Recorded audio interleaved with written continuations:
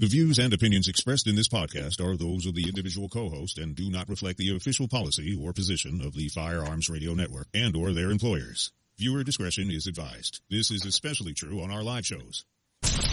Broadcast for shooters, hunters, and gun enthusiasts. This is the Firearms Radio Network.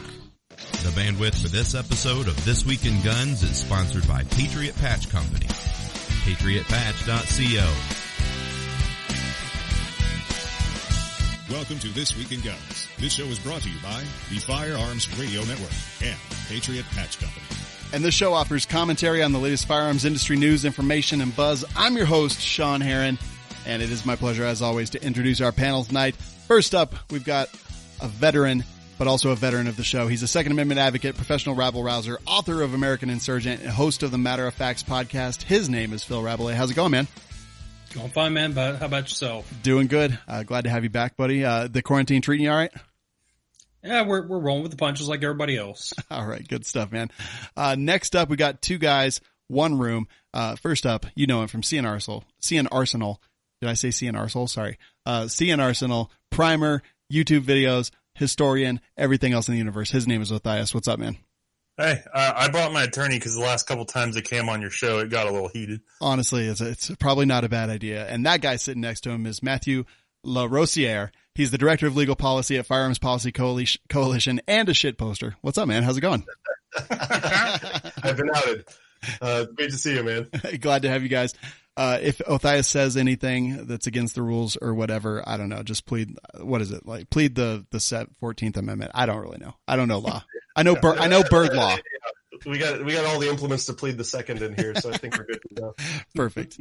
All right, guys, go check out Patriot Patch Company. That's patriotpatch.co. Patch of the Month Club is awesome. And also Second Call Defense. If you carry a gun, have a gun at home, and ever have to use it, everything that happens after that is a little bit crazy for everybody. So if you do those things, go check them out.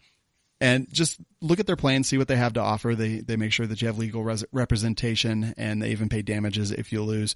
So it's firearmsradio.tv/SCD, and you can look at all the different plans and programs. Let's get right into it. There's tons of stuff happening in the world right now, but The Truth About Guns has their 10 best quarantine movies for gun guys. I don't like any of the stuff in this list. It's Taken, Skyfall, No Country for Old Men, The Matrix, John Wick, Jack Reacher, Full Metal Jacket, Enemy at the Gates, Dirty Harry, Collateral. I like some of those movies, but I'm like, I don't know. Some of them are okay, but Matthias, Matthew. But these are defined as gun guy movies, right? I guess, yeah.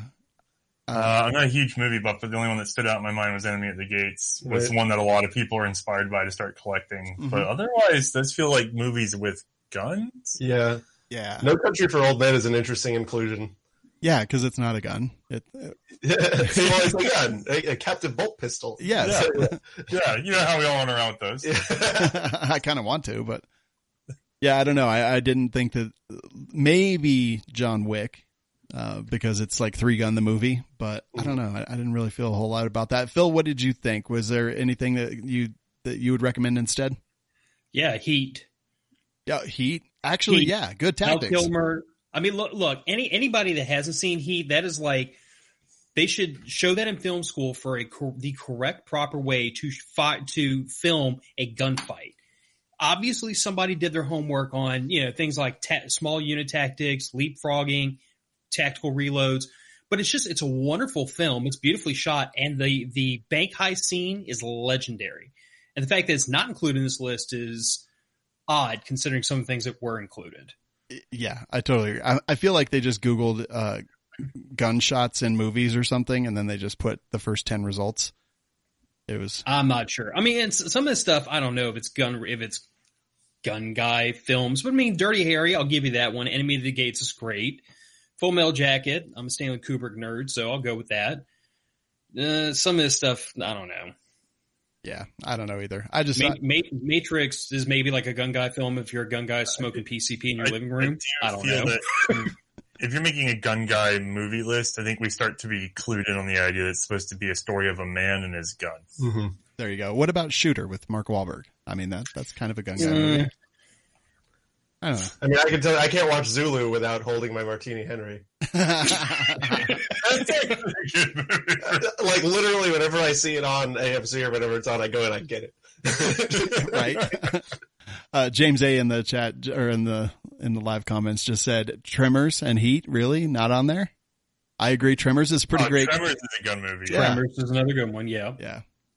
Yeah. I don't know. I hate this article. Actually, I just brought it up because it was a good example of blog spam. But see, Tremors is an interesting one because like Tremors is one of those movies come from the prepper world where like most people when they're young, they look at Burt Gummer, the crazy prepper in the movie, and they think he's completely nuts. And then you get to my age and you aspire to become him. So I know. You know, You're like, turns out he was the only one that knew what the hell was going on the entire time. It turns out that the crazy SOB with the room full of MREs and more guns in the National Guard was the one who was on the right path. They'd all be dead without Burt. Yeah. Exactly. It's funny because when I was growing up, I was like, man, that guy's just like my uncle. And now I'm like, man, that guy's just like me. Did you guys know, did someone drop out of the Democratic race? I don't remember. Did that happen? I don't recall. Matt? The economy went up like 5%. Yeah, no, I don't know about that, but I do notice the stock market like shot up by like 6%. Yeah, in the middle of a pandemic. Yeah, so that was fascinating. It was. I mean, if I were a person who were running for political office and I withdrew and I saw that happen, it would make me feel like really weird. I mean, it's just, more of the white patriarchy, right? It's like, it must be that. Yeah. I'm sure that people are assuming, it's just so all the fat cats can get richer. But, he dropped out. So I know that after his first presidential run, and we're talking about Bernie Sanders, for those that don't know, after his first presidential run, his net worth went way up. What did they do with all the money that they raised for their campaign when they turned off their campaign? I don't know, but he bought a mansion afterwards. So I'm going to barely a millionaire. Yeah. Yeah.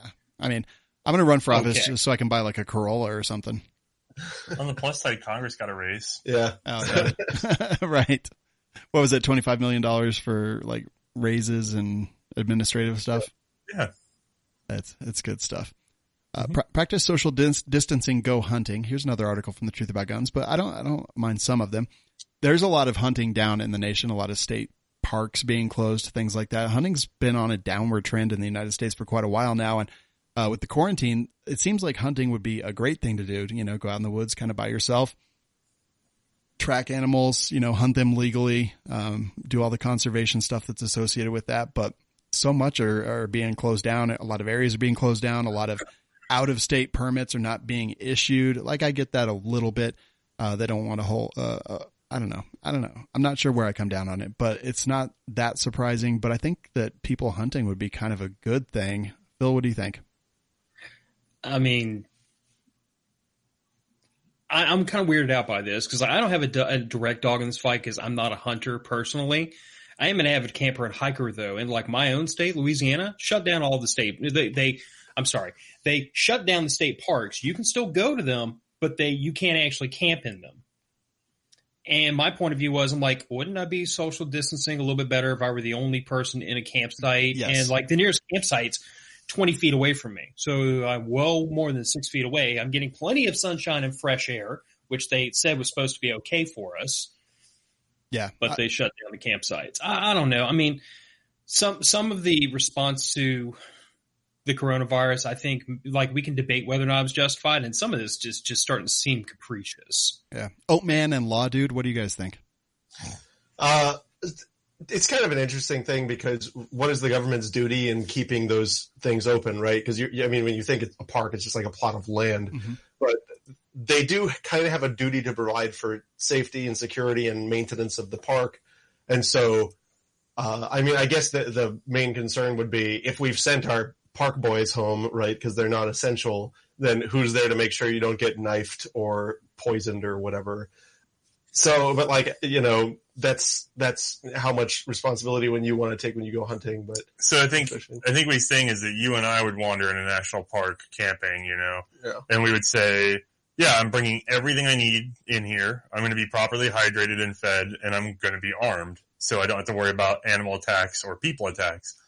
But there's a lot of people out there that are just like, This is like Disneyland. I'm going to show up and there's going to be like free water and free food or there's going to be a snack bar. Yeah. Where's the snack bar? You know, yep. And like you have to kind of account for the people that are going to sue you later when their dumb cousin showed up and just like screwed around in the woods. Yeah. So what I'm hearing is that we're screwing with natural selection. Is that like the long and short of it? We're balancing liability for people who will go and engage in these activities. By the way, listen, that's lawyer speak. I'm not a lawyer. If you have the services running, right, you can say, look, we had all these services and they dodged the services and still managed to die. So you're like, we had a safety net. It's not our fault that they got through it somehow. But if you have no net whatsoever, then it's like, well, you should have had a net. So yeah, I guess to put it like really shortly, there wouldn't be a problem if national parks were just national parks, right? But they go around and do all of this stuff and provide all of these services. And then once everybody's used to that, then they're going to be thinking, oh, well, if we're not doing this, if we're not maintaining it and not keeping out, the knife fighters or whatever, then we're just going to shut it down. But if it's shut down, that also means no one's there to enforce these things. So, I mean, take that for what it's worth. Yeah, but so I'm looking at the U.S. Fish and Wildlife Service, and it does look like they're essential. I don't see any closures or that they're not having the park rangers out there and stuff because, if they aren't there, like who's there to ticket people when they misuse land? But it doesn't look, they do have a COVID-19 update page and says that they are, it doesn't look like they're closed down. So they're still doing their jobs. They're just doing social distancing, avoiding overcrowding, and exercising good hygiene. So, I mean, it looks like they're still working. I guess we're just not allowed to use the public land. I don't know. Seems weird. I don't know what that means. To be fair, it might just be a bunch of people working for the government that have finally been given an excuse to be actually misanthropic. Like, we can just do what we always wanted to do, but now we can do it out loud. True. Next story. District Court says bump stock ban may be unconstitutional. This came out April 1st, April Fool's Day. It was a district court. So this is for the Gettys versus Bureau of Alcohol, Tobacco on the D.C. Circuit. Our case. No, it's got to be the NRA, right? They're the ones that are I don't know. You should check the lawsuit. In that case, do you know anything about this, Matt? No. Oh no. Why would I know about that? Please tell us what happened. What was this district court, and what did they decide, and what happened, and how does it? Well, so there's a lot of different cases going back and forth. This is like basically they're saying federal government, you have to actually like follow the law. They're not. We haven't had a ruling yet. We haven't had a favorable decision, but we're starting to hear rumblings. Basically, just to put it simply, there's a bunch of steps you have to follow when you're evaluating whether a government action is constitutional. First step, is there a valid source of power in the Constitution? Then you go through, did it take too much? Did it do it in the right way? But for the past few decades, they've just been skipping step one and just assuming that the government has the power to do everything. Do we have the authority to do this? Exactly. And you're supposed to check yes or no. Right. And so it's like the underwear gnomes are just like, all right, let's go to step 2. Yeah. And you're like, whoa, did you fill out step 1? Right. Step 2. Yeah, and usually they just get away with it. Right. Because they just say, interstate commerce, but this isn't that. So it's, I don't know, they're actually holding them to standards that we don't usually see applied, which is exciting. And I think we should view it with cautious optimism. Yeah, that's kind of what I was thinking. Phil, before I go to you, I just want to say, so this is Judge Starr in the Northern District of Texas.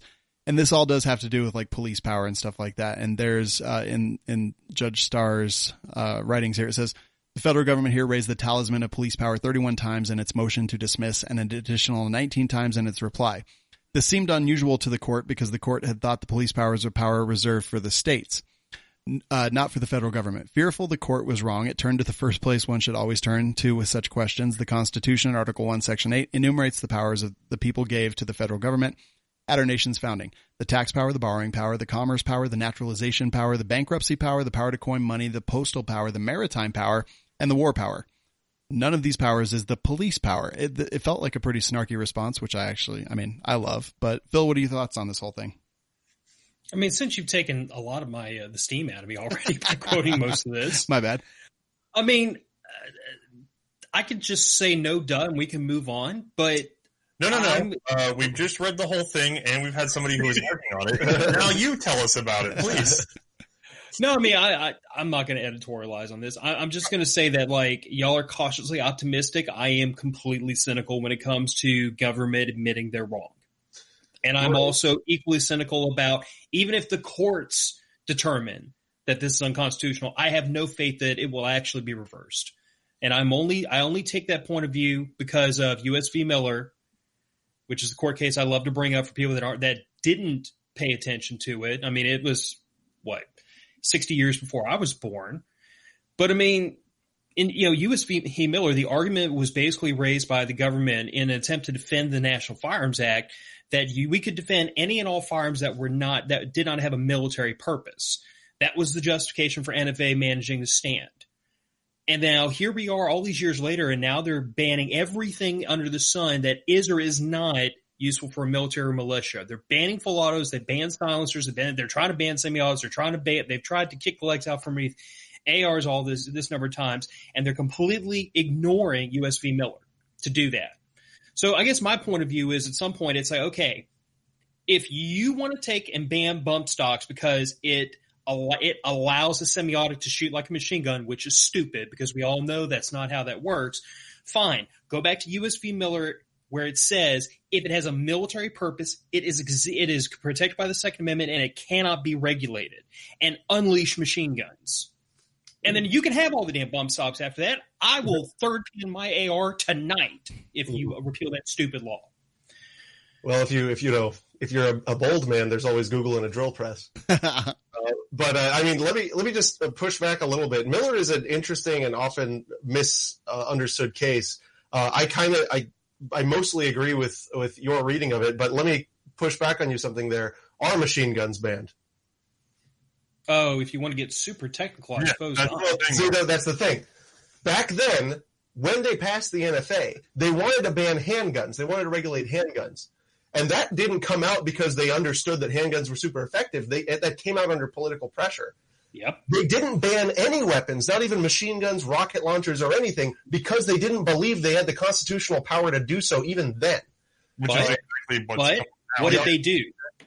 They hyper turbo regulated them, right? So in other words, they utilized the power of taxation to enact backdoor gun control. Right. Which we have new. Usually not supposed to ever happen. Right, of course. I'm 100% with you, but we have new precedent that says you cannot sin tax the exercise of a right. So, I mean, I'm actually kind of stoked about the way some of these things are developing.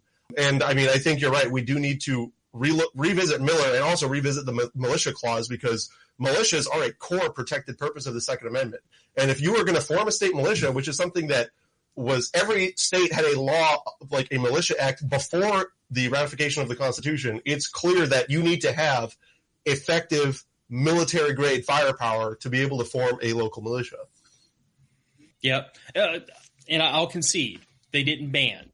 They de facto banned.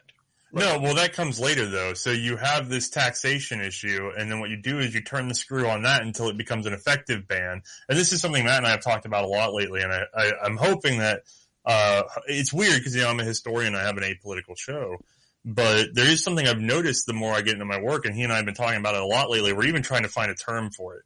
But it's this thing where you have the written law, you have the understood law, but then you have this sort of echoing, reflected FUD lore version of law where people are like, they're repeating things that sound true. Mm-hmm. And you get in these situations where you end up with like, we've all been in the situation where an FFL will not receive a gun unless it was shipped by an FFL. There's nothing in the law for that. But we've all seen it. And what it is this myth that got in their head and it won't come out. And then they go, well, I don't care. I'm a private business. I'm going to do it this way. Well, you get a whole generation of people doing that. And next thing you know, it can become the law without ever being written down because everybody starts doing it.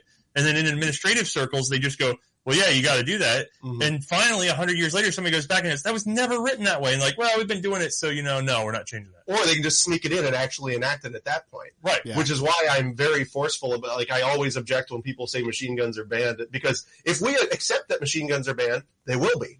So, yeah, I'm 100% with you on that. The other one, if you think about 3-step rules, I've never seen one, but I'm always hearing about them, right? What's the 3-step rule? people like in a lot of southeastern states, carrying in your car, you generally don't need, there's a general exemption. It's not considered carrying to have a firearm in your vehicle if it's not like readily accessible, which kind of means on your belt. So everybody always says, oh, well, there's a 3-step process to be that. And that's like total dog. Like, in other words, you would have to like reach, unlock, open, and pull. Oh, I see. I'm following. That is very foreign to me because my state actually has a specific legal exemption that specifically states carrying a firearm inside of your vehicle is a constitutionally protected activity. Yes. Basically, your vehicle is an extension of your home. If I can own a firearm in my home, I can have it in my vehicle, and it states that specifically. Right. Like, to make it really apparent, you cannot arrest a person for having a gun in their car, period. I think ours says integral fastener. So arguably a Crown Royal bag would work, but it has an integral fastener. Ours it's an extension of our home, so we can have it in our belt, concealed on the seat. Doesn't matter as long as it's in your vehicle. I've actually had to argue this out with police officers though, because like I've gone to pick up my kid from school, leaving it around. Well, no. I lock it up in my vehicle, but I've had police officers tell me dead serious, like, "Oh, yeah, that's a violation of law." And I'm like, "No, it's not." Well, it's a gun-free zone. I'm like, but it's in my vehicle. Mm-hmm. The law specifically says that the gun-free zone cannot preclude me from exercising constitutional protected activities, such as having a firearm completely contained in your motor vehicle. And it uses that text specifically to make sure it couldn't be misinterpreted that way. But to your point about people thinking something is the law when it isn't, there's a lot of law enforcement officers out there that I've had to argue that point with. Mm-hmm. Yeah. Oh, yeah. You'd be shocked to hear this, but the government actually sometimes breaks and misapplies the law. No. So true.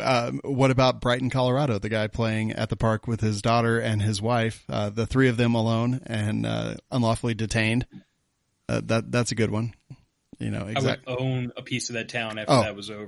He's going to. They admitted publicly that they were wrong, invited him in so they could apologize to him. He refused, which it was his attorney telling him, "Nah, don't bother. We're gonna own, a big." There will be an apology. Yeah, there will be. It will have consequence. Shaped like a police station. Shaped like a check. I want that police station. I'm gonna put curtains up. Yeah. But I guess that's my point, just to say oops, our bad is irrelevant. Oh, yeah. The old saying, a right delayed is a right denied. When you unlawfully arrest a person that hasn't violated the law, I'm sorry, does not cover the problem. Mm-mm. I want to see officers fired. I want to see people retrained. I want to pick the curtains on the police station. I want to make this hurt because I want y'all to remember this experience and not do it again. Yeah. Well, you don't have to make it hurt, right? Imagine if like regular, well, hold on. What if regular people were held responsible for their actions? Like, what if I stole from his wallet and then I had to pay him back if he brought me to the court of law? That would be wild, right?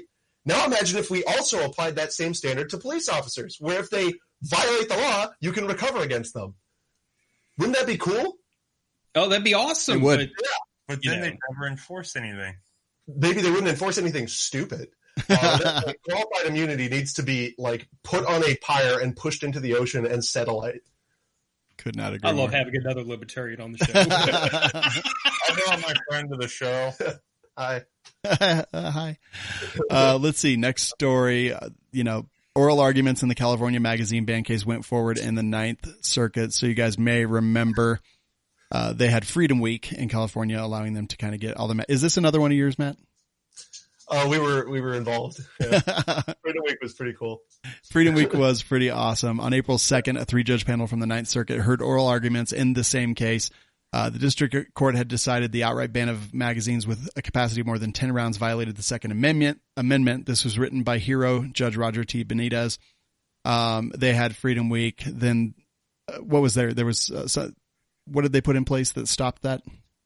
So it was interesting. Like, so Freedom Week enjoined enforcement of that order and so that law. So you could, there were people, individuals were shipping in absolute ape loads of magazines, just like as many as like all over the country.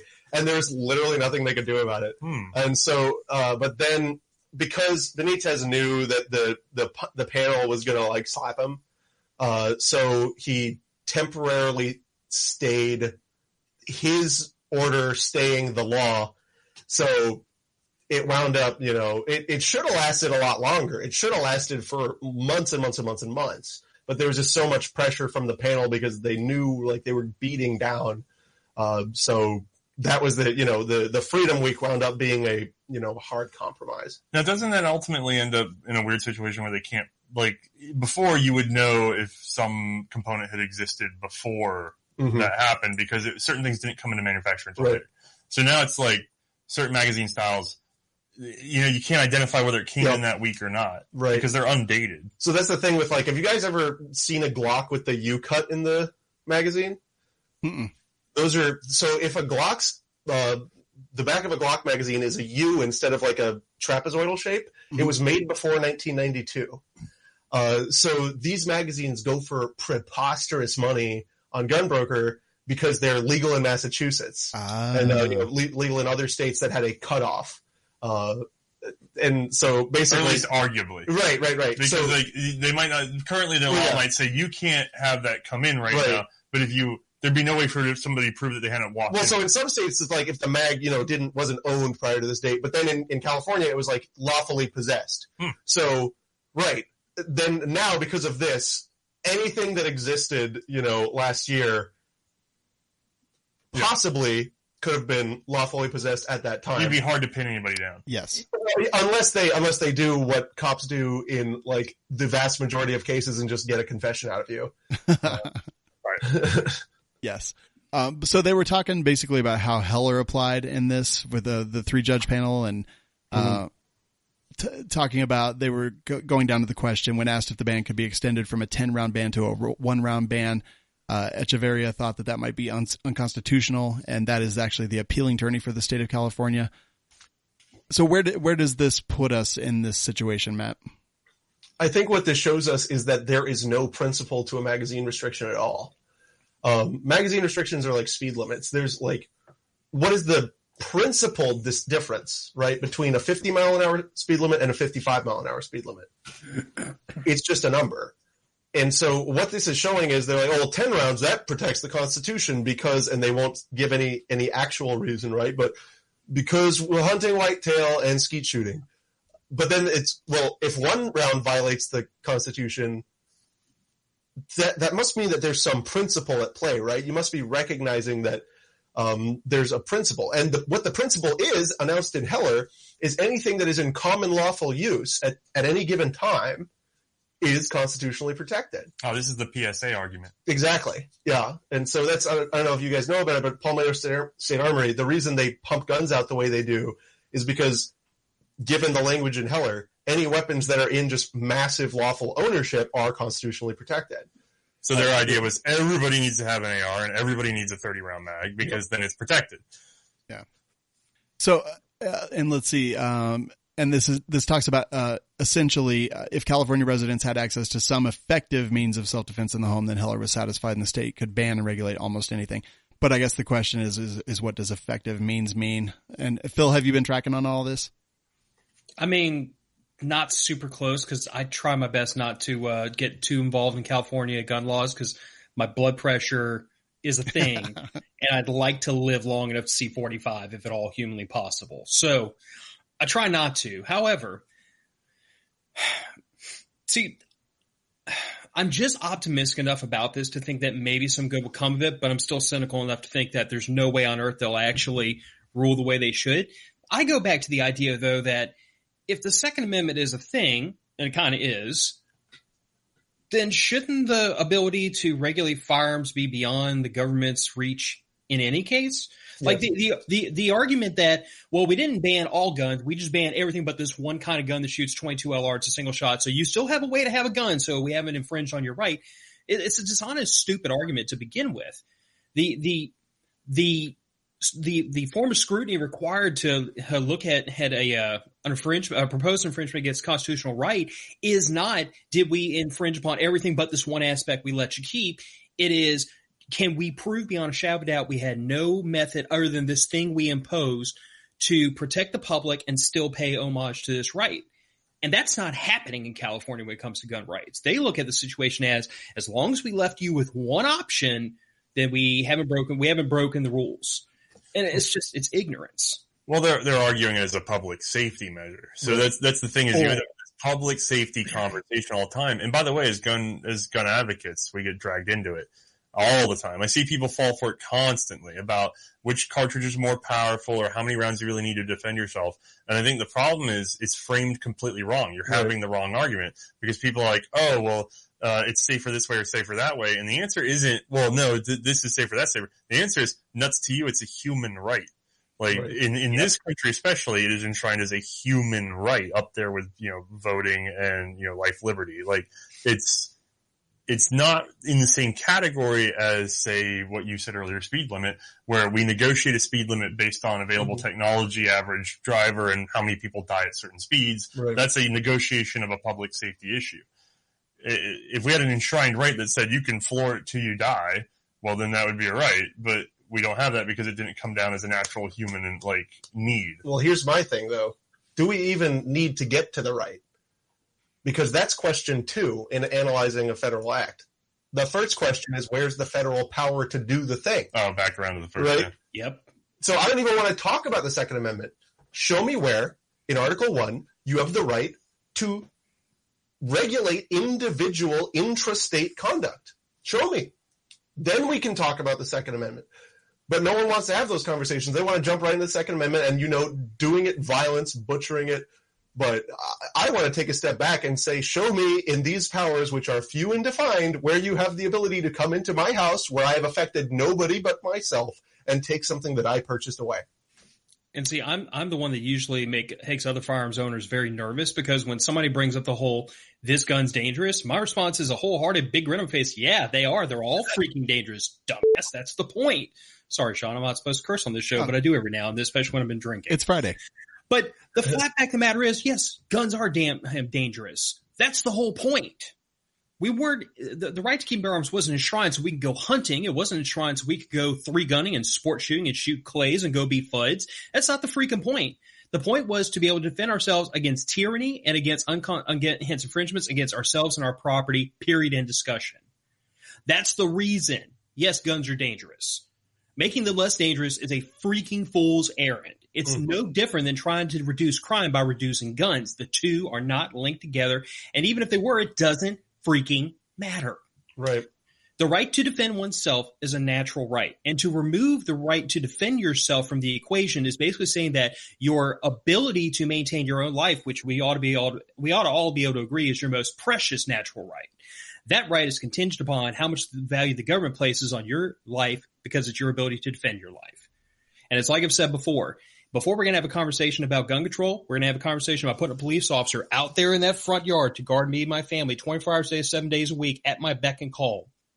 Because until we have that conversation, and I don't want to live in that world, we're not having a conversation about taking the guns out of this house to defend my family.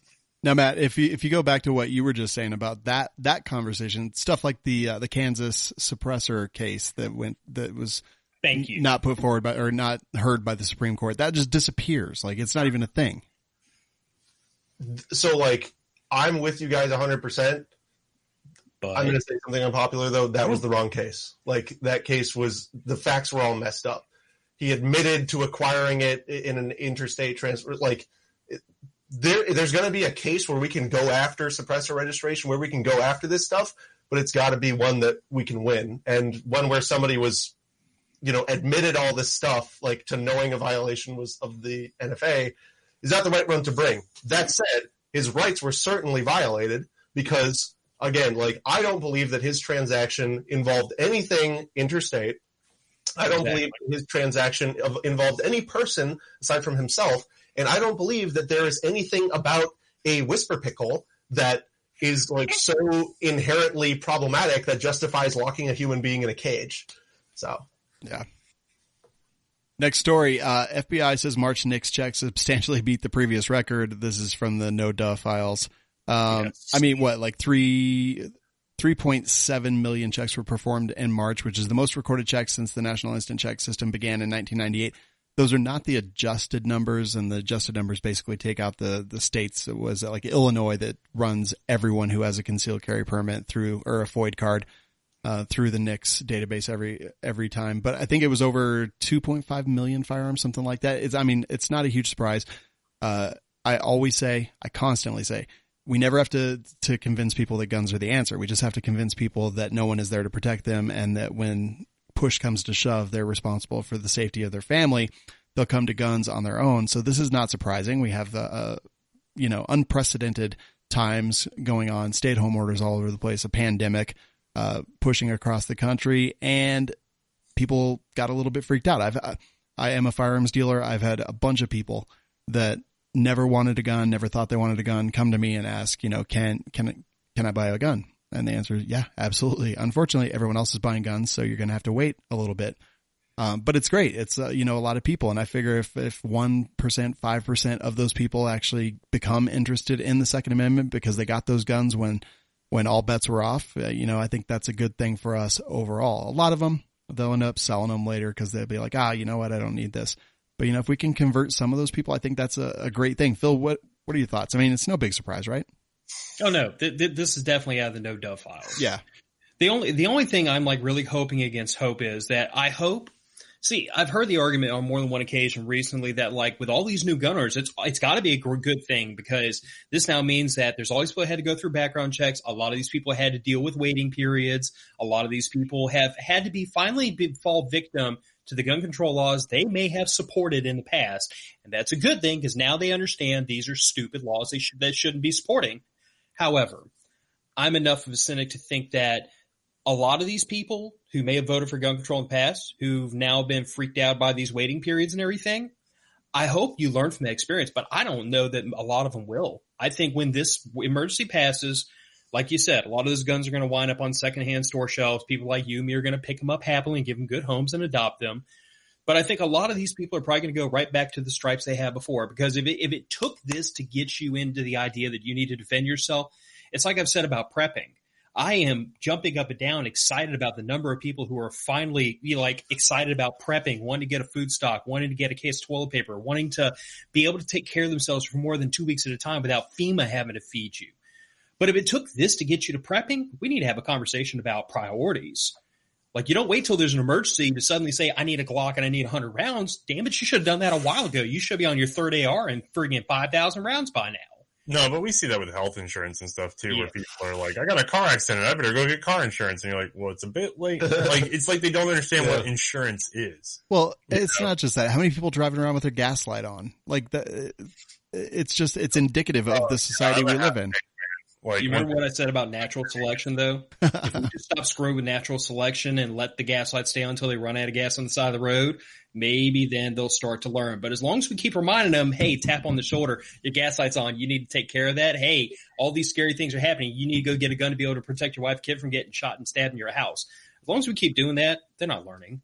And it sounds really malicious, but I'm tired of having the conversation where I tell people no one's coming to save you. The police are coming to draw a chalk line around your body and take a report. They're not going to be here to save you. No, I think you should do it, or it ain't going to happen. You should always tell them, because the alternative is when they fail and they don't actually get eradicated from the gene pool or something to that degree, when you don't have people actually going silent over their failures, they fail, they feel the failure, and then they come back on the other side. A percentage of those are going to learn, which is what we're talking about now. People who became afraid, bought a gun, that some of them are going to learn and they're going to stick around. Whether it's enough to grow the culture or not, I don't know, because there's always guys that are going to die out and leave and blah. But what the better thing is to go ahead and keep tapping people and hope that it takes hold at least once, or even if it never takes hold, at least that sort of background radiation of this is the solution will stay there, because the first thing they're going to reach for, if you're not there telling them that there is a way, is they're going to demand that we all provide that way, which is what they'll do in their voting. What they'll do is they'll go and say the government, i.e. all these other taxpayers, need to provide for me. So when my tank runs empty, there needs to be a government service that shows up and fills up my tank, because that was unavoidable. And so what you need to do is remind them constantly, that was completely avoidable, and I told you before, and I'll tell you after. I will tell you as many times as I have to tell you so that you don't believe that that was unavoidable. Because once they believe it's unavoidable, they'll make us all do it for them. That also demands that a person have enough honesty within themselves to admit that they caused the problem that screwed them in the end. Yeah, but that's why. Unfortunately, I believe there's so much polarization in people these days. I don't know how many people like that can change their stripes. There's one thing that we know for sure, though. So, this is all pontificating on, how people might view this. One thing has changed that's really significant in my opinion. The biggest proponents of gun control are the people who will sit there and tell you, I don't understand why you would ever buy a gun. Oh, that's true. Those people have been eradicated by their own fear now. Now there is going to be all these people, even if they turn around tomorrow and get rid of their guns, even if they put all the guns in a fire and burn them, they'll never be able to say again that they don't understand why you would own a gun. So I think that's pretty valuable. Yeah. Short memories. Without question. All I know is Tiger King saved the country. Oh, Jesus Christ. Let that come off of Netflix quickly. I have not watched it. I don't think I'm going to. I haven't either. I'm tired of hearing about it. What about you guys? Hey, if anybody hasn't watched it, I have watched it. I'm going to tell you right now. Number one, Phil, if you're libertarian minded, you'll love it very much, believe it or not. Mm-hmm. And number two, you should watch it with friends. Do not watch it alone, because alone it's voyeuristic. Excuse me. You just trust me. I watched it with a group of my friends on our Discord server. Oh, okay. I was like, social distancing, man. Yeah, no. Like we streamed it amongst ourselves. Okay, good. Everybody, it's something that it's water cooler is what it is, but there's no water cooler, so it's kind of a bad time to watch it by yourself. Yeah. But if you can watch it with a couple friends remotely, maybe time hitting play or whatever, it's really funny with friends. It was. I was in one of those, and it was outstanding. Yeah, it was a great group activity. Yeah, was it like Idiocracy converted into a series? Yeah. So the problem is everybody tries to peg it down, and if you want a bird's eye view, first of all, I'm not going to tell you that's amazing because it's what everybody does, and that ruins everything. I think it's worth watching. It is uniquely entertaining in a different way than most things I have seen. Yes, it is a lot like reality television, but it doesn't reek of scripting or anything like that. It is heavily edited for bias, but they change the bias between each episode. So basically they're taking a facet this episode, a facet that episode, and they keep kind of turning their way around the story as they progress the story. So it's like a man walking in a line with a camera slowly circling him. And you get to see a lot of the sides of the story, and you get to go through the story, and in the end, you're very aware that it's highly edited and salacious, but the characters are so fascinating that you are entertained. You are definitely entertained. I probably will watch it, but we've been busy watching the Marvel Cinematic Universe in order from start to finish. We finished last night. It was amazing. Oh, then you have no taste, and we have nothing to worry about. Okay, whatever, Othias. Washington gun store owners ignore the governor and stay open. This came out on April 6th. This is it's a local gun store, Linwood Gun and Ammunition. They were caught off guard by the order by the governor. What is it? Jay Inslee. And they were caught off guard by the order. She said she didn't get a notice from the governor's office or even any state, county, or city agency. She learned about the shutdown order from a customer. And she did look at the Department of Homeland Security guidance, which lists gun shops and firearms dealers as essential. And they're going to stay open until they're shut down. I haven't heard anything else yet. I imagine Inslee will shut them down, but I don't know. Oatman and the law, dude. What do you guys think? Aren't these your favorite people? Yeah. And guys, if this happens, fpchotline.org. We're looking for anyone who's been affected by Say it slower. fpchotline.org. That's Foxtrot Papa Charlie. Yeah. We've been suing like a lot about these COVID-19 things, and it's been really rewarding and really effective. So, who would you say is the most litigious of all the pro-gun groups? Absolutely. Yeah. Yeah. Would you say that there's a certain group that people could donate their money or time or anything to? I would. Yeah. I would. And I would describe and the that attorneys... group would take that and translate it into lawsuits. Boots on the ground efforts to preserve. Is there a group like that? I think there is. Do they have fancy suits? Do they have a marketing department? He's wearing a t-shirt. Yeah. I want to point out they've cannibalized my marketing department to some degree. We use the same editor, which is fun. So, we're FPCs are really, we're just a bunch of hardcore dudes. I describe our legal department as frothing, small but frothing, and I mean, conservative on their funding too. Like if you would like to stretch your dollar for donation and you like this sort of thing, Having known them personally, I don't think you guys toot that horn enough. Well, because it's something that I just believe in the nonprofit world. I think wasting money is the most disgusting thing. So when I have to go on work trips, I eat McDonald's. That's just how I believe a nonprofit should run. But and if you're interested in those bump stock case too, we've got bumpstockcase.com, everything at firearmspolicy.org. We keep it all updated there. But if you are a gun shop and you are experiencing a problem under these sort of measures, please do contact them. We want to sue them. I'm hoping that I get shut down. I'll be like, hey guys, Adam, Matt, what's up, guys? Yeah, what's up, man? Seriously, tell them, what is your number one problem with getting these cases? The number one problem is, gun shops, they just don't want to step outside of their comfort zone. They don't want to, they just want to bend right over. Well, to be fair, the government comes in hard. Right. No, they do, and it's horrifying. It's terrifying. But, even when they're not coming in hard, it's like we were talking about earlier. There's this belief that, so let's say the actual sphere of the law is this. There's a belief that it's here. And so then we see people complying before it actually gets to them. And so then they're out of the game, and they're not a good plaintiff anymore. So people just not speaking up and saying something when it starts to happen is the biggest source of problem. It's so hard to find plaintiffs who are willing and who are willing to say when there's a clear violation, all right, we're gonna take this road. I'm not gonna say there's no risks, right? In fact, it's massively risky, but that's the biggest problem is finding people who've been violated to actually stand up and say, I've been violated and I want to do something. It helps a lot with the case for them to, from the beginning, said, this is my right, no. Yeah. Well, it helps the most to have spoken to a lawyer from the beginning. Right. Because then... but the point is not give ground, and then go get a lawyer. And then the idea is right from the start, be like, I'm going to go call up FPC or whoever. And get if something feels weird, if something just feels wrong, it's probably wrong. So it doesn't hurt you to call. It doesn't hurt you to just email, and see what's up. It might be that something really wild is happening to you, and they might have only done it to 100 people. But if we don't hear from somebody, they're just going to get away with it. Oh, that's the other thing is people suspect you know everything. Yeah. It's they couldn't be further from the truth. Yeah. So Phil, were you surprised to see a Washington gun store? I mean, Washington historically getting trampled on constantly, right? Like a Washington gun dealer staying open against Jay Inslee, the governor. I mean, that's pretty crazy, right? I figured you got to have a little bit of brass in shorts if you're going to operate a gun store in Washington State in the first place. I mean, you are sticking your head in the lion's mouth and checking to see if he's lost lately. I'm proud of you for that one. Yeah, for not just packing up and moving to Texas like most people would do.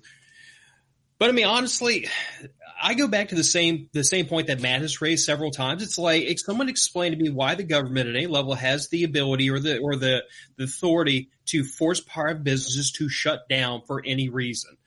And it's the conversation I had on my show recently. I had a Tyler Lindholm, who's a Wyoming state representative. He's the narrator on the book I published, which is how he and I got to meet each other. And he's a hardcore libertarian. And because he operates in the political sphere, he's very, very knowledgeable.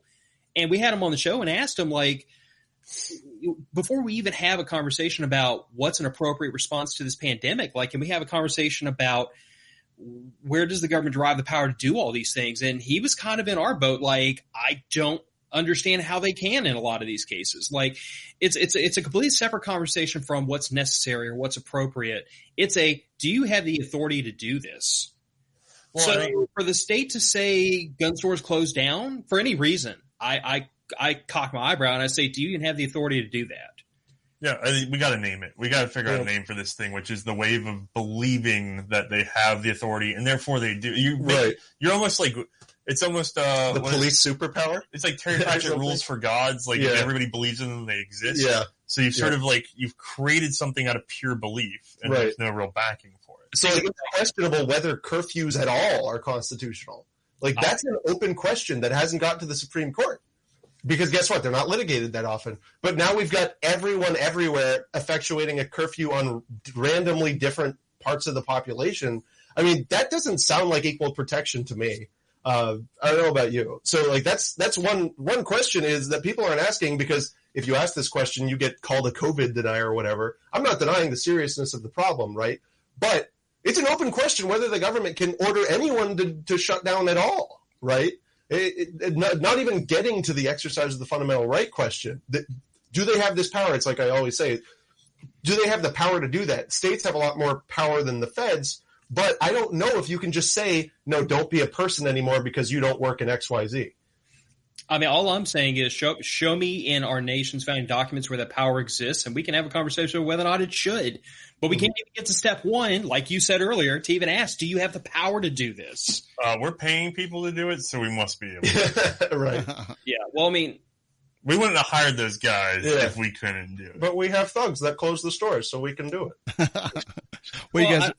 I don't know what the appropriate term for it is. It's almost like these people think they had a golden ticket in a chocolate bar and they can just do no wrong at this point. Like whatever power I think I have, I do have. I mean, hell, I don't live in New Orleans, thank God, but the mayor right down here in New Orleans tried to grant herself the power to ban the sale and the transportation of firearms because of COVID-19. The transportation of firearms.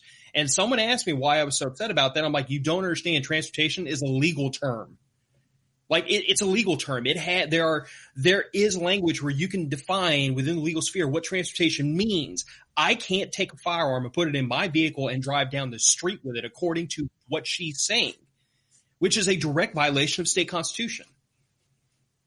I can't technically put a firearm in my holster with a concealed carry permit and walk around the block. I'm in violation of her edict, that the power she granted herself because she's the mayor and they can do that.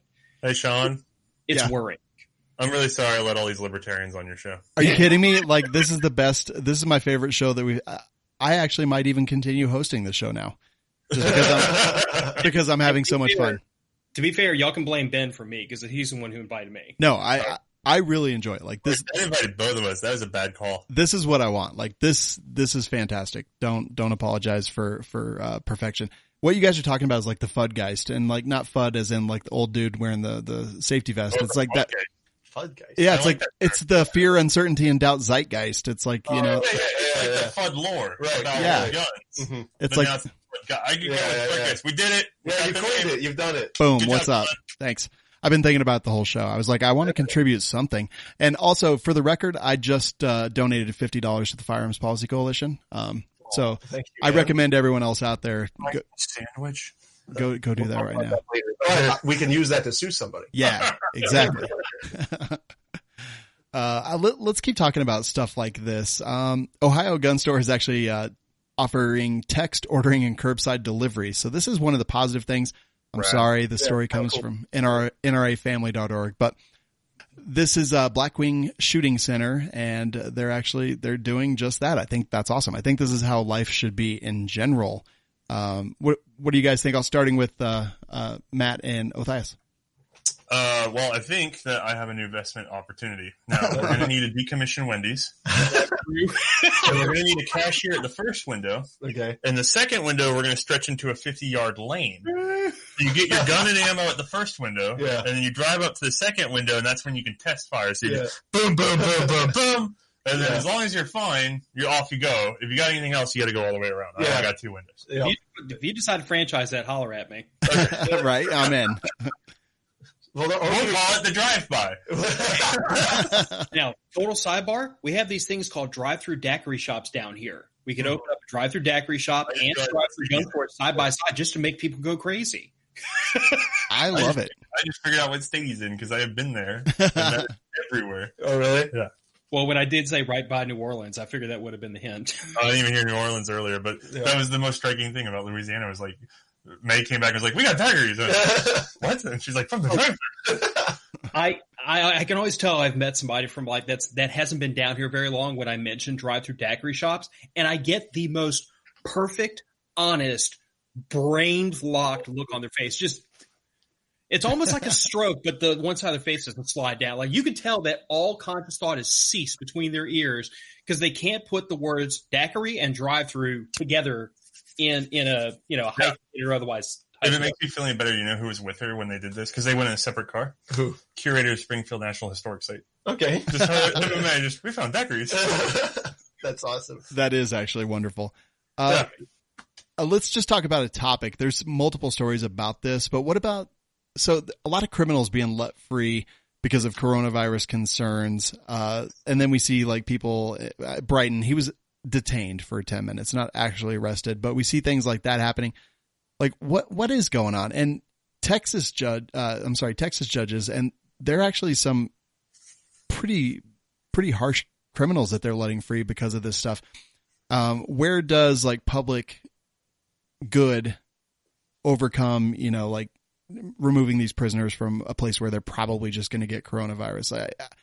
I don't know even where I come down on this, and I'll start with Matthias and Matt. What do you guys think about this? I mean, I think this gets complicated. Right, this gets pretty complicated because when you back up, you're like, why are they so overcrowded in the first place? Oh, it's because we've been locking in cages for stupid garbage all these years. So, you put yourself in the stupid position, state, and you have to provide for these people's safety. Now you're in a stupid position. Actually, you have to do something. I have a weirder question because they're releasing all these guys. Where do all of them have somewhere to go that is safer than the prison? That's another question. Just in sense of the custodianship of that person. Right. And then if it's a nonviolent offender, is there any way you can do a deferment and just say you're a nonviolent offender? Like you have to serve can we put you on probation? Can we put you on all that's I mean, heck, if it's especially like anything in in which you have some level of trust. Yeah. Where it's just like, look, you're not a threat to someone else. You're in violation of whatever.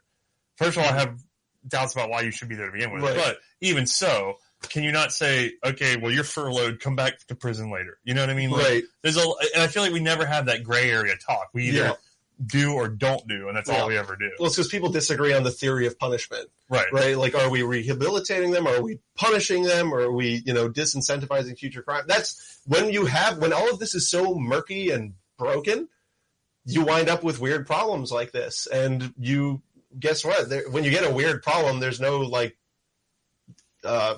pretty way to fix it. Yeah. Bill, what are your thoughts here? This is going to be a little bit long-winded. A friend of mine. Oh, really? A friend of mine is actually writing like a modern-day philosophy book centered around libertarianism, trying to explain in more than just the taxation is theft meme, like what is libertarianism, why it is the appropriate solution to a lot of the problems we face. And he and I got into a very, very deep discussion about exactly what we're talking about whether or not prison is rehabilitation or punishment. And his standpoint, which is honestly makes more sense than anything to me, is neither. The whole point of prison is to exile a person from society so that they are no longer able to cause injury to other people.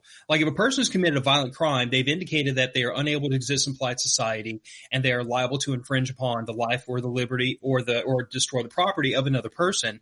So to prevent that from happening again for a period of time, we exile them from society. And because we haven't gotten to the escape from New York point where we can just make an island and stick them all on it and leave them alone, which would be cool. Don't make fun of Australia. Make a new Australia. I'm not making fun. I think it was a great idea. But in any case, since we're not they bleed and then you're born innocent.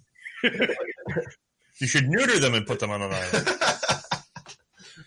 But since we're not in that point yet, that's the argument that makes the most sense to me, is that we're not rehabilitating in prison is a joke, because we can look at our recidivism rates for violent crime. No, that's crap. The recidivism rates for nonviolent crime, however, is fairly low, which is a really good argument for should those people even be in prison in the first place if they're not likely to commit a violent crime because they were nonviolent offenders in the first place. Like there's no need to remove them from society because they're not hurting anybody. The only thing liable to be harmed by a pothead is a bag of Cheetos. So I don't think we should be putting people that commit nonviolent crimes in prison. I think there are other ways to deal with, if we should deal with anything regarding that. I don't think we should. Final thought on prison, and that I'm stealing that shamelessly from a friend of mine who I won't name. Yeah. It puts me on the track to think in terms of, I think, now we're arguing the philosophy of prison. Right. But I think at its core, he's not wrong in the sense that I would say that a lot of what we see prison as is sort of the enforcement of breaking the social contract, like the consequences of having broken the social contract. And we've added so many layers on it that we got into misdemeanor and felony and all this other stuff. But really, if you think about it, there's sort of these transactional things that we get upset about where it's like you didn't pay taxes or whatever it is. And we're going to get you for this thing and put you in prison. Right. But then there's also the things where you actually harm other people, so you violate their rights. Right. I almost wonder if you couldn't, and again, I'm spitballing, But I almost wonder if that's almost just a form of insanity at that point.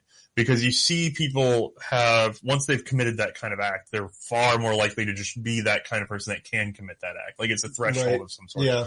But when we're talking about releasing prisons, so it's the actual topic, I feel like most of us feel pretty safe with non-violent felons around. And most of us feel pretty uncomfortable about having violent felons turned loose. Right. Because we're not sure. We want a case-by-case example of who's being turned loose and why. Well, that's the thing is a lot of these people, like some of the examples are a guy who was trying to rob a taxi cab driver and ended up firing a gunshot. Didn't hurt anybody, didn't kill anybody, but that's not somebody I really think I want released. Another one was someone that actually did shoot another individual. They didn't die, but still, like right. You know, these are the kind of people that they're releasing in these situations. And I'm like, these are not the ones that I want released. You know, if it's like tax fraud or, you know, like business stuff, like who cares? Yeah, drugs. yeah. Like, yeah, I don't really care about that at all. Like release them. They shouldn't be in jail in the first place. Right. Yeah. Here's one thing that we always forget about. People always talk about felon. At the common law, we had 8 felonies and there was no like nonviolent one.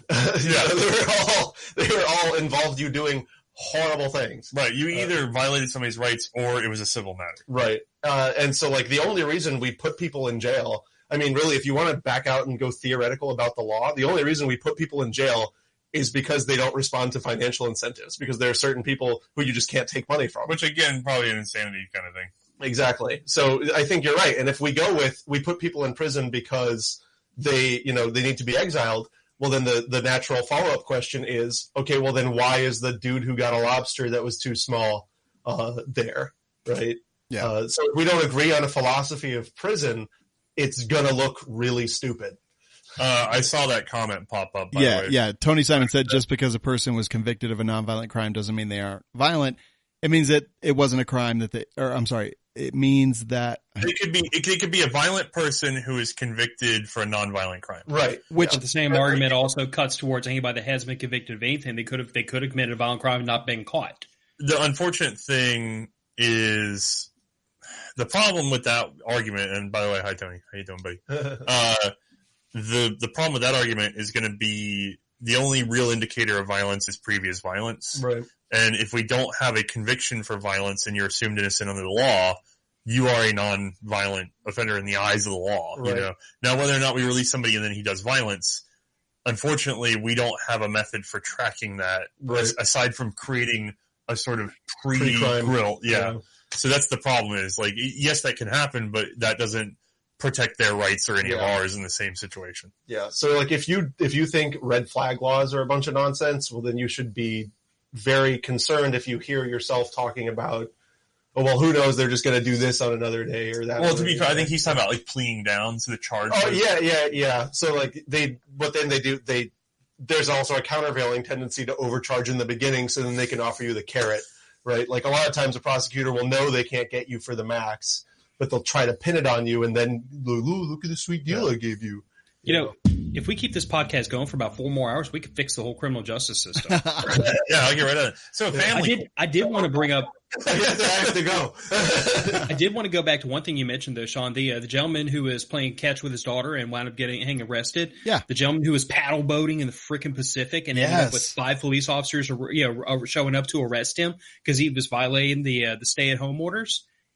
This is exactly what I told somebody the other day. I'm like, when I see that happen, when I see a man playing a catch with his child, and I can see myself doing the same thing in my own front yard, and he gets arrested in front of his child, I have a very visceral, emotional, aggravated reaction to that.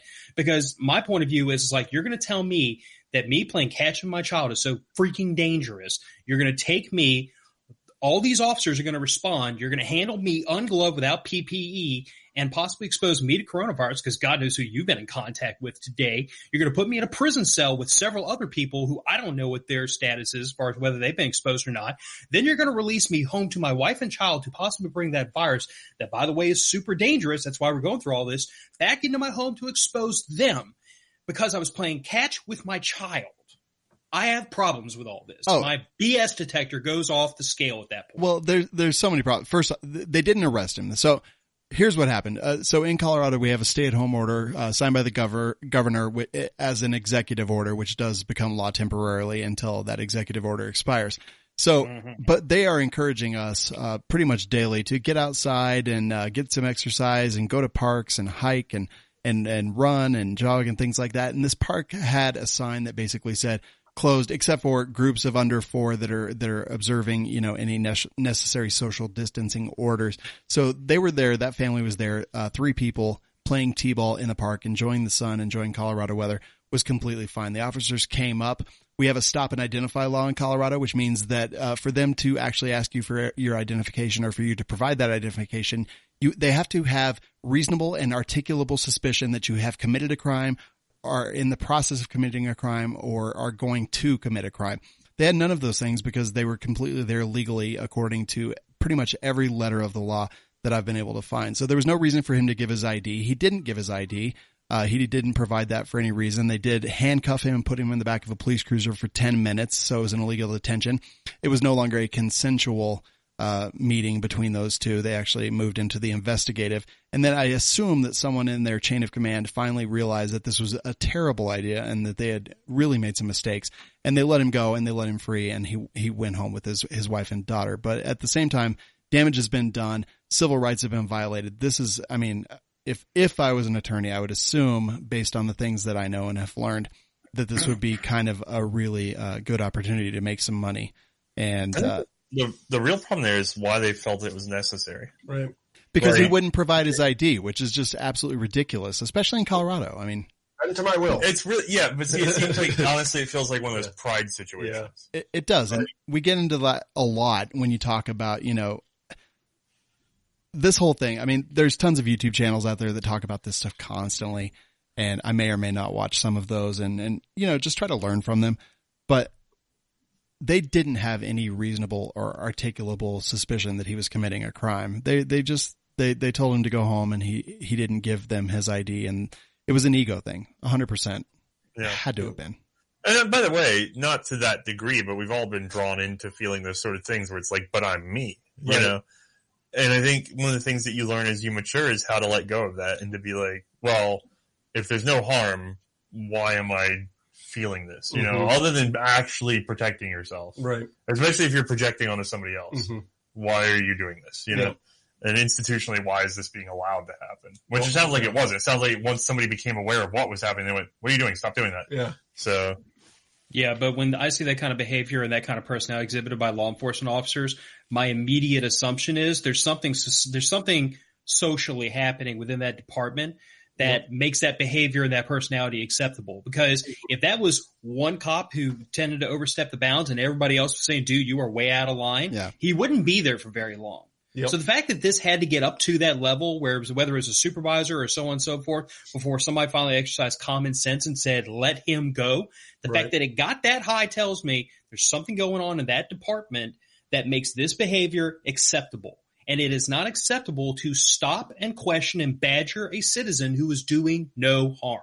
Yeah. Right. I don't care. And the argument that if you have nothing to hide, you shouldn't mind giving up your ID is BS. Yeah. Well, then that's if I'm doing no harm, leave me the hell alone. Yeah. Go ahead, Matt. You have to go the other way.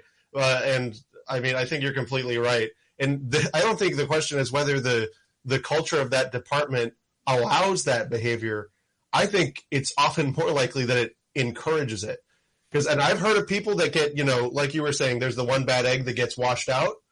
But then I've also heard of in usually it's in larger areas that the good egg gets boiled, Yeah. So I don't know if there's a way to investigate the culture, right? And I'm sure it would be a huge change to do anything, but we do need to revisit cultures of these agencies, because a lot of them really do believe that they don't believe they are policing their community. They believe they're like occupying forces in a hostile area.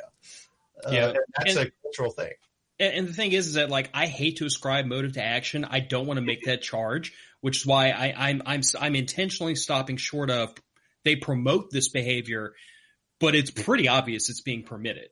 Yeah. Because there's no way it's not being permitted, because like you said, the one bad egg would get flushed out of the bunch. I wouldn't have a person affiliated with like my podcast, my group, my inner circle who was wildly out of the bounds of the rest of us. Yeah. I just wouldn't, because it makes us it makes me uncomfortable to be affiliated with that person. Then he already said like how long has he been there? Right. What is this common? Blah blah blah. This could create questions that should be investigated. Right. Yeah. I wasn't saying that I think this is what's happening. I'm saying that there's this broad spectrum of issues, and this could be anywhere on it. But the point is that I think what you're saying is right. That the fact that this happened shows that somewhere there's a failure. And to be most of the guys in enforcement, and they'll work for one state or one city, and then they'll move over somewhere else and be like, "Oh my God, it's so much easier here. Right. The culture is different." Because at some level, most of them are working for an elected official, and so therefore the departments kind of reflect the area they're in more than people realize. Right.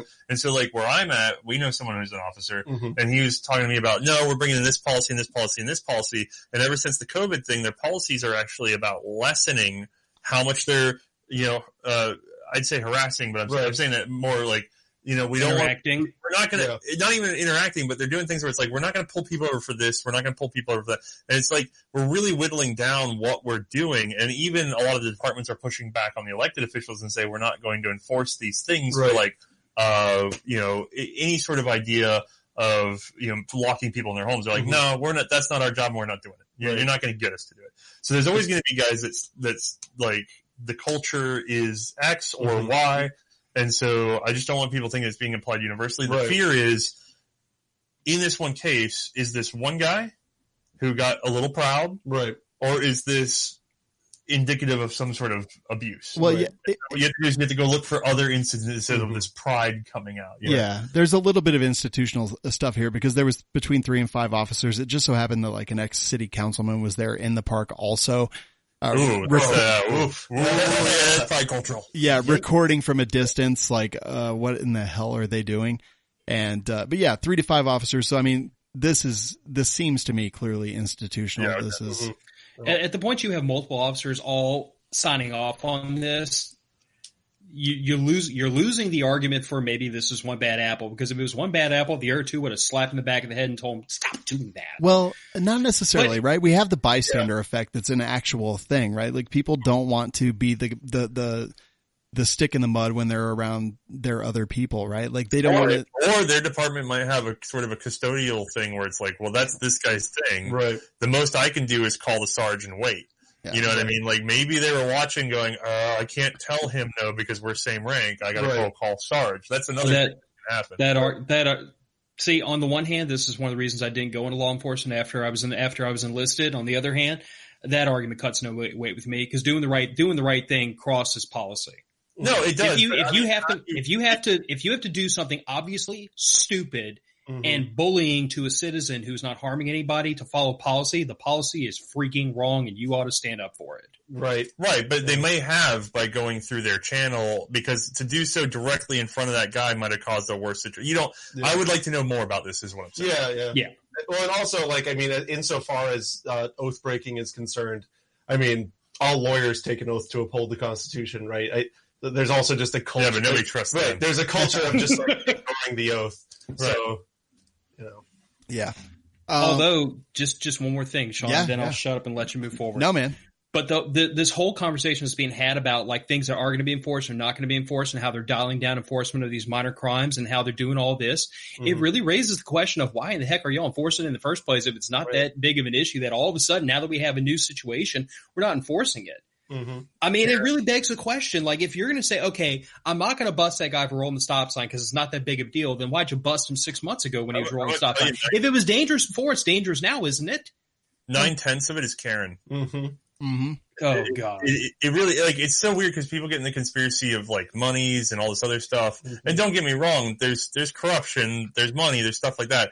But I think 9/10 of what we see that we don't like is Karen, and it's just trying to get, and I'll tell you this as someone that has like a channel and everything, and I work with other people that are big creators or whatever, and I've seen guys get way up high and just come crashing down. I've seen whole pieces of entertainment that build up, and we see with TV shows too. They'll build up, and then the next season they'll just go to, just terrible quality crap, and the plots take weird tangents and stuff. And if you ever wonder what's going on, like why they just seem to suddenly go schizophrenic insane, is because the most dedicated people, the highest interacting people, will give you bad advice. And they're I say Karens because we all know what I'm talking about. It's the main thing. But it's this very vocal minority that over-engages, and the problem is when everybody else is content, they don't say anything. It's Right. very, you don't often get, like, how many of you have written a letter to your politicians to say, I'm having a very nice day and everything seems to be fine. Thank you for doing what you did. Oh, wait, not that, no. Please don't do anything different. Like, Right. who's Oh, ever no. written that letter, right? No. So they're constantly trying to figure out what they're supposed to do in this environment in which the sharpest spears are coming from this minority of people that try to affect control over their neighbors. Right. And so we just get poked in that direction. You know what I mean? Yeah, and actually, I'm so glad you brought that up. So the reason the police were in the park at all was because someone called in a group of 12 to 16 people that were not observing social distancing protocols. That person. Die in a fire. Yeah. No, Yeah. Wait, what did you say? Die in a fire. Okay, yeah, I was going to Ditches. say that hero deserves stomach cancer. Yeah. I mean, whatever's more painful, I'm okay with. I'm not saying we should, do physical harm to them. I'm just thinking like cutting the brake line a little bit and let nature take its course. Well, it's like we had snow here for the first time in a decade. And over by the highways and stuff, we have these big embankments that are, hundreds of yards. You know what I mean? You're not near the highway. Right. It sounds like you are, but you're not. Yeah. And kids were sledding down them with parent supervision. And the police said that they were getting lit up by phone calls from people driving by going, they're out here sledding. And they're like, are they going in the road? No, they're nowhere near the road. Why are you calling me? Oh, Like, but just over and over and over again. But they're sledding. Because I want to have Yeah, it fun. sounds fun. What are you worried How about? dare they have fun? Will they be there? Well, they're taxpayers, Yeah. or at least the parents are. Like, Yeah. it was weird. It was like, are there parents out there? Yeah, there's kids and adults. Okay, then shut up and go away, please. Like, Yeah. But there's the law that says they can sled there. but I'm not having fun, and they're having fun. Like, well, and here's the thing. In Colorado Springs, we've actually had on all the news channels, newspapers, everything, that our 911 dispatchers are overloaded with calls about people complaining about other people not observing social distancing. And I'm like, oh my God, I literally, misery loves company. yeah, Thanos needs to snap those people out of existence. Misery That's the point at which I just want to friggin' like buy 100 acres in the middle of nowhere, invite like 30 or 40 of my closest, most tinfoil hat wearing friends, set up a little prepper commune and say to hell with the rest of the world. We're gonna give anarchism a try right here by ourselves. Libertarian company. Communist. Yeah, Phil's the next Branch Davidian leader. Thanks, Sean. We know how that turned out, didn't we? We're turning into the other show. Yeah. We do. So because the gun control advocates are so bored right now, we are way over time. I know. I hope you guys are okay. Hell with it. But I'm just having fun. It's a great Are we time. anywhere on the script anymore? No, Yeah. I don't even care. The first two we items. made 3 left turns off the script. Yeah, every town lawyers are arguing that closing gun store. I'm sorry, that's not the right one. Where is it?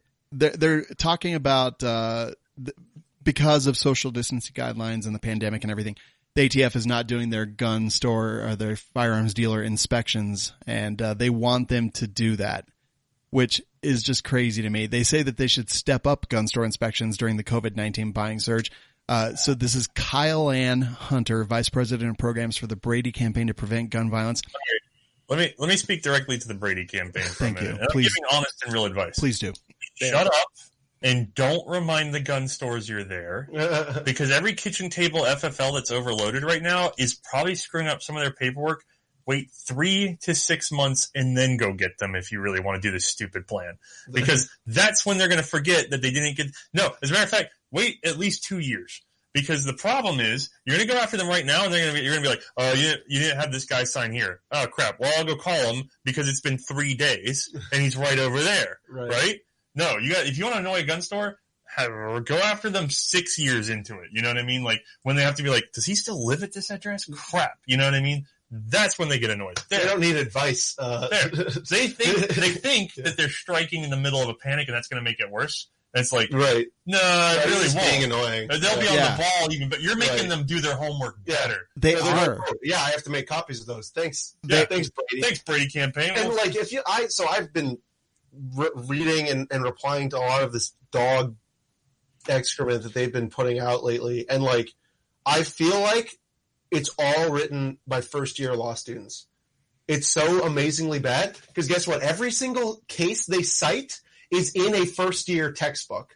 Like, it's weird. It's so bad. It's like they just had somebody write letters and like they didn't tell them what to do. Just go write a bunch of letters and they pick random topics to be wrong about. It's been unbelievable. Well, here's the quote here. We don't know how we don't know how gun dealers are acting. Groceries are still open, but the FDA is still open inspecting the food. Why aren't agents inspecting the gun stores?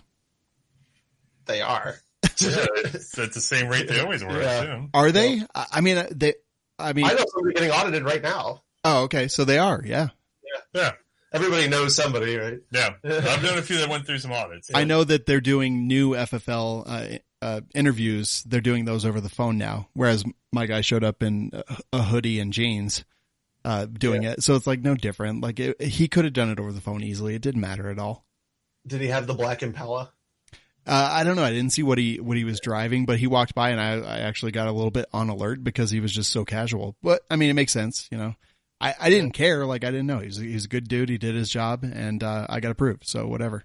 Mm-hmm. Yeah, most of those guys are more into the guns than they are the laws. Yeah. I will say, having been having worked with other FFLs that have been investigated for thefts and things like that, the IOIs, the actual ATF agents, like they're gun dudes. They're not jerks. They worked, all the ones that I've dealt with. I'm not saying that's 100%. It's like everything else, but they were gun people. They worked with everything, and they were not egregious in their in everything that they did. Well, and a lot of times those investigators are not actually agents. Like they're just investigators. Yeah. So that, I mean, but anyway, I love my dog. Please leave me alone. Yeah. I don't even have a dog. Since I got an FFL, I put my dog down. Oh, you just preemptively. Yeah, just like, you know what? Losing a boating accident? Yeah. I won't know. You lost your dog in a boating. He fell off the boat. We know there's a dog. Oh man. All right. Let's wrap this up, guys. It's been super fun. Phil, what have you been up to, and where can people find you online? We're still doing our usual thing, man. MOFpodcast.com. We're on Facebook. We're on Instagram. I've been posting memes ever since before the coronavirus started because I got bored, and no one should ever allow me to get bored. But, you know, I mean, when this first started, I noticed a couple of podcasts that I follow. They made comments that like there was a slight disruption because of, you know, various things with the shelter in place laws, and they were trying to figure it out.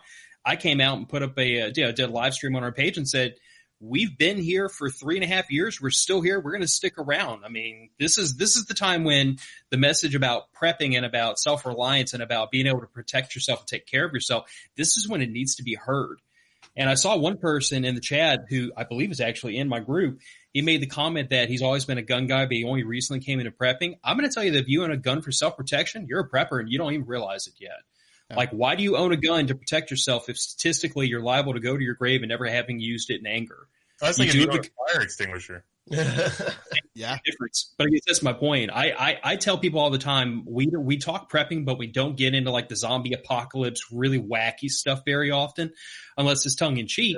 Well, every now and then it's fun. A little. Well, the problem is prepping gets mixed with a hero complex, and it's a different thing if you're doing it sincerely.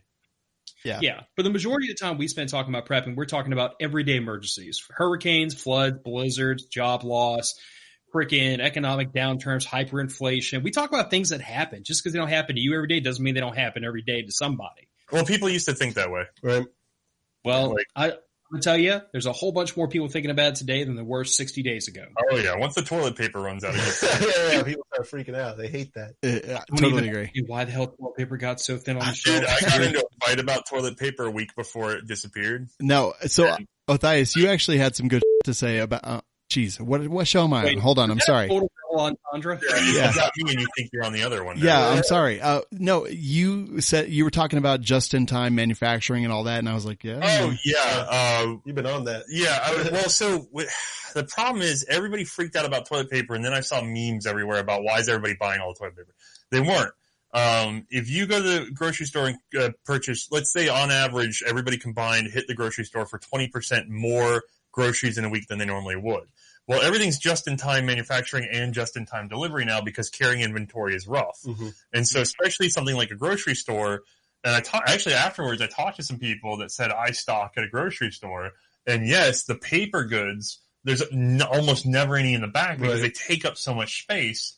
We get in what we get in, we put it onto the shelf, and computers track how much our community consumes, and there's like a 5% margin at best. Right. So if you come in there with 20% more demand or 50% more demand or whatever, right. that toilet paper is going to get smoked before the canned goods do, because you can have a little more of those in stock. Right. You know what I mean? Mm-hmm. And so it's also a pain to transport because they take up a ton of space. They don't pack down for their unit cost. Mm-hmm. And so they always run sort of minimal on that. Yeah. So really the toilet paper ran out because it was the most minimally overstocked thing in the grocery store. But then once people saw it ran out, then they bought even more. Right. And again, since it's never really stocked, it's a just-in-time manufacturing. So now they're trying to crank up manufacture and delivery, but it's a mess. You believe there's a shortage, so you wind up with the 22LR problem. Anyone who lived through 2000. 22LR, when 22LR became Beanie Babies for old white guys. Yeah. Whoa. So I guess my point was more along the lines of not like I get the whole just-in-time manufacturing thing. I guess my thought process was leading me because I want to reinforce your point. I'm sorry. Go ahead. I guess my thought was more like, are there that many people that didn't have toilet paper on the shelf when this all started? Because they didn't have it in their room, and I had this. So Sean actually heard this argument from me. Is in my home, it was like someone would just grab a couple rolls whenever we were out. Right. And there's one member of my household that I'm not outing, but they would always be like, when it was their turn to grab the toilet paper, they would grab like 6 rolls. And like when it was, the other one's turn to grab the toilet paper, they might buy 12. But whenever it's my turn to buy toilet paper, I'd be like, I'm going to get like one of these things. Yeah. I'm just gonna, and so there was this one thing where we ran out of toilet paper again, because whenever it's 6-roll person's time, we always ran out of toilet paper. And so I was just like, I'm tired. And one of them was going out, and I was like, just buy 30 friggin' roll. I want all the toilet paper. Mm-hmm. And they're like, that's stupid. So then she decided she was going to show me, and she bought like 50 rolls of toilet paper, and 5 days later, everybody ran out of toilet paper. And she's just like, the one time I punished him by filling the thing with toilet to annoy me, she piled it up in front of the door just so that I could look at it. And then like 5 days later, I was just like, I'm the king of toilet paper. This has got to never mind. I'm not going to say it. I'm not going to get you in trouble. But all I'll say is people used to make fun of me for having a bidet. So, funny story. A week before everything went down, I ordered a bidet off Amazon. And right now, clean butt. You know the difference between genius and crazy person is? Situation. The point being, though, is people laugh at prepping because of the people that had the hero complex about it. But if you take out the hero complex, when you look around, we don't have a lot of inventory in the system like people think we do. Nope. Because we're just in time now. We've become very efficient. Yeah. And so you have to be the stockpile point because the grocery store's not stockpiling. They think there's a magic back room full of everything. Right. And it's really not. Like modern grocery stores barely have that storage anymore. It's more of an unloading bay. Mm-hmm. And so if you want to have reserves, you have to have reserves. And that's a forward-thinking decision. Mm-hmm. And it's just like people don't put money in savings. Like it's hard for people to think about the possibility of risk, So it's tricky. Yeah. Matthias, where can people find all the stuff that you are up to and your website and your videos? Yeah, I do gun history, and I don't talk about politics on there. So this is always a risky click for me. But I see an Arsenal, Charlie and Romeo Arsenal. I don't know. Look up some World War I guns. You'll find me. Yeah. It's so clever, but just so awful for SEO. It's unspellable. It's great. It's good, though. It's like an IQ test to keep some of the people out of my comments, That's, honestly pretty good. All right, go check that out. And, Matt, where can people find all the stuff that you guys are up to? Well, yeah, I'm from Firearms Policy Coalition. You can go to firearmspolicy.org. You can also catch me on Twitter at MATTLA @law. Matt Law at Law. I thought it was clever. It's spell it. Yeah. Wait, can I say Bob Blah Blah's Law Blog now? Yeah. But so everything's there tabbed on the site. I do a weekly roundup of all the news that goes on YouTube as well. But yeah, you can check out everything we're doing there. And I want to challenge everybody. I just donated $50 to the Firearms Policy Coalition. I will show you right now on the screen if you're actually watching, just so you know that I'm telling the truth. What's your last for the credit card number? Nope, just the address, which is I'm an FFL, so it's public anyway. I don't care.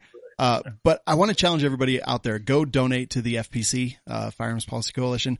That is what's the website, Matt? Firearmspolicy.org. There you go. Go there. Donate. If you send to Sean at firearmsradio.tv your receipt of donating to the FPC, I will send you Firearms Radio Network swag. So email that. You'll get stickers, whatever else that I have in the coffer, in the mail. Also give you stickers? Do you get stickers for that? I got some. Yeah, I can get stickers. Email Matt if you want stickers. Oh God! No. They're also providing a decoy dog for you to leave in your living room in case the ATF shows up. But that's $49.99. Yeah, it may or may not have a cavity the exact size of a jar of tannerite. But go to fbcgear.com. We've got stickers and swag and shirts and everything. And guys, thank you so much for your support, man. We're a fast-moving, lightweight organization. So really, like, the more that's in our coffers, we just start suing. So it's an amazing, huge help. You're getting a lawsuit. You're getting a lawsuit. All right. That's awesome. Check out Patriot Patch Company and Second Call Defense, firearmsradio.tv/SCD and patriotpatch.co. Donate to the Firearms Policy Coalition and get some swag from the FRN. And I guess that's it. That'll do. We'll talk to you next week. And thank you guys very much for being here. Thanks for having me. It was a blast.